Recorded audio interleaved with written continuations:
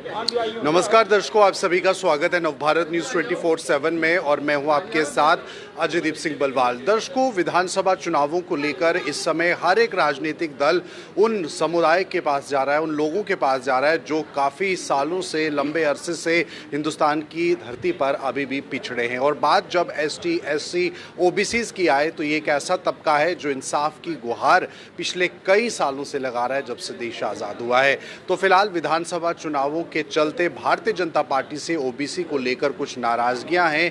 क्या मसले मसाइल हैं और आखिरकार आगे आने वाले दिन में किस तरह से उम्मीद है इन्हें कि इनके मसले मसाइल हल होंगे, उसे लेकर OBC के समुदाय से जुड़े लोग इस समय बातचीत के लिए मौजूद हैं। आपका स्वागत है नवभारत में।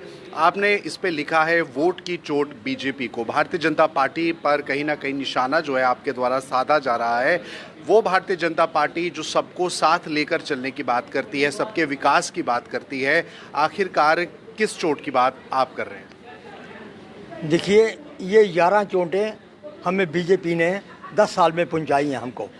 ये लिखा है बिल्कुल, ये 10 चोटें हमको 12 चोटें पहुंचाई उन्होंने।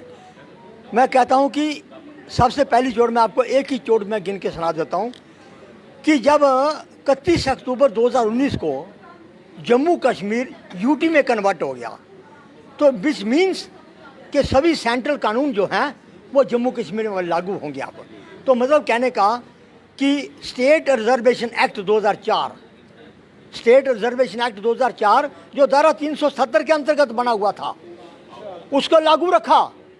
इसका मतलब ये हो गया कि आपने नीयत में खोट थी कि आपने सोचा कि जम्मू कश्मीर में OBC को आगे नहीं बढ़ने देना है, तो उन्होंने जम्मू कश्मीर में स्टेट रिजर्वेशन एक्ट पिछली सरकारों को कोसा करते थे कि उन्होंने कुछ नहीं किया, OBC को कुछ नहीं दिया। तो फिर उनका जो बना हुआ कानून था स्टेट रिजर्वेशन एक्ट 2004, फिर उसको लागू क्यों रखा आपने?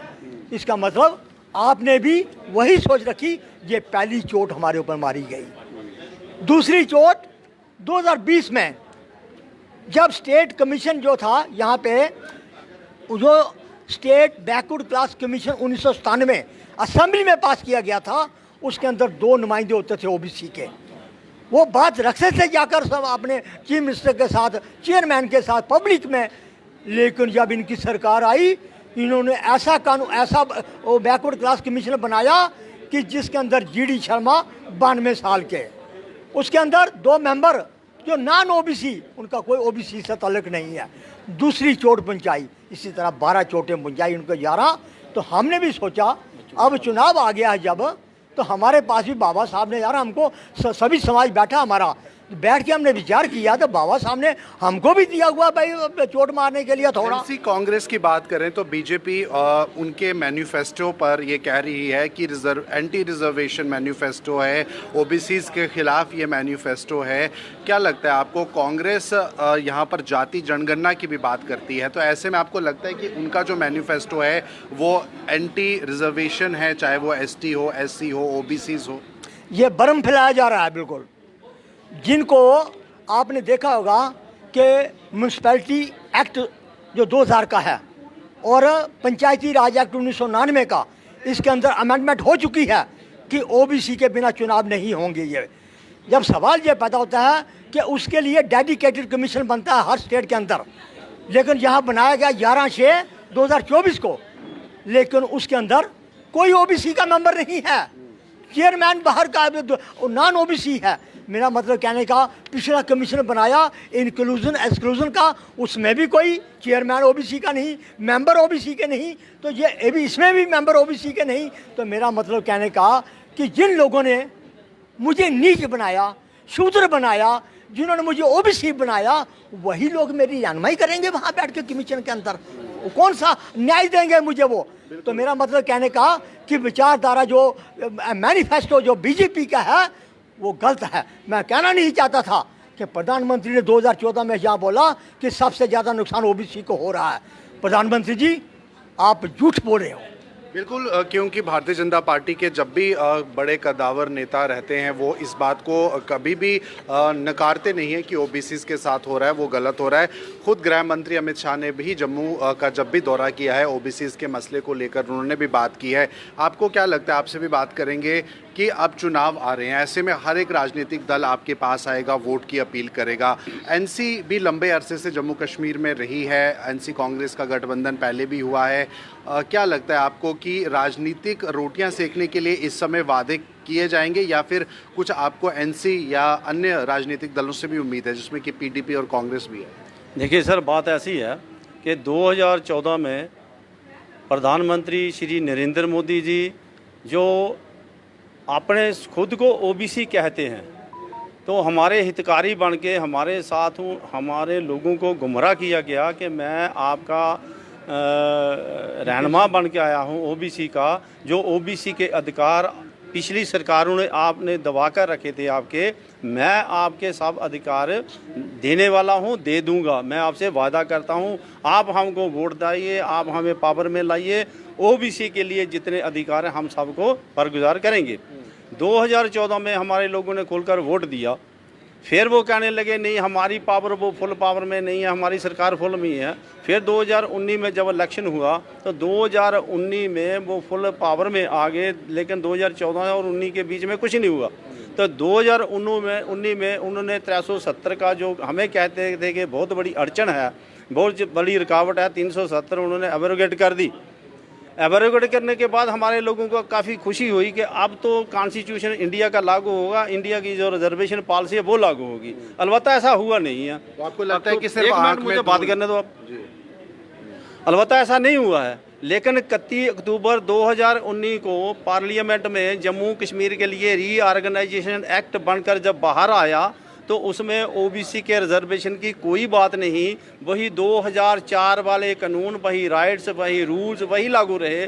जबकि जहां यूटी के बनने के बाद सैकड़ों कानून बदल दिए गए, लेकिन ओबीसी के लिए वही रहा। इससे ये साफ जाहिर हो गया कि ओबीसी को 370 एब्रोगेट होने का कोई वायदा नहीं हुआ।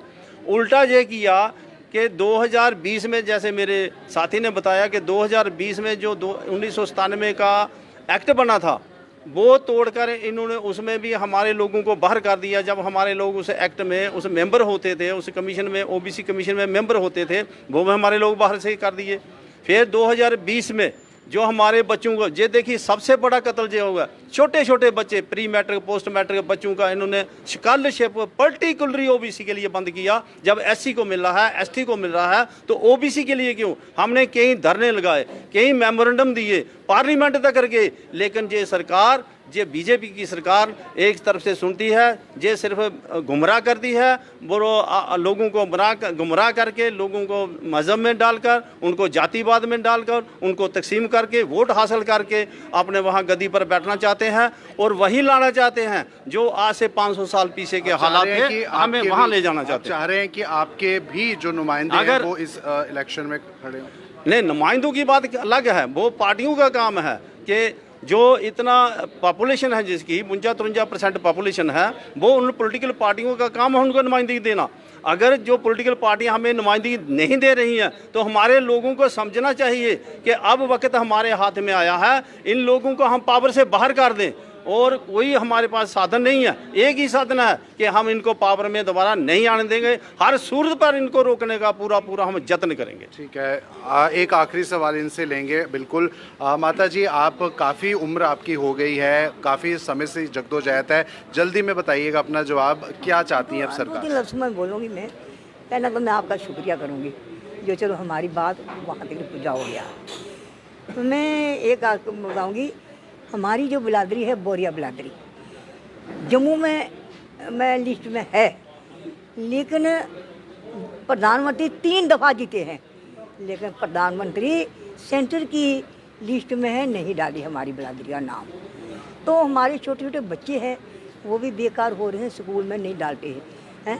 और कहीं भी उन्होंने, हम इतनी जदोमसी किया है सेंटर में, बेटा हमारा नाम बोरी बिरादरी का नहीं डाला। प्रधानमंत्री ने जहाँ कोई बीजेपी का कोई भी नेता उन्होंने नहीं डाला, हमें ऐसे रोल दिया। इसलिए तो हमें गला घोट कर मार दिया तो ठीक बात है, मैं यही शुक्रिया कहती बिल्कुल, हूँ। ये बहुत बड़ा बयान है कि गला घोट के मार दें अगर इन्हें इनके हक नहीं देने हैं। और पिछले कई दशकों से लगातार ओबीसी समाज अपने हकों के लिए लड़ाई लड़ रहा है और वहीं भावी पीढ़ी के लिए भी ये हक चाहता है। आप इस इंटरव्यू को लेकर अपनी राय ज़रूर कमेंट बॉक्स में साझा कीजिए। फिलहाल मुझे दीजिए इजाज़त, नमस्कार।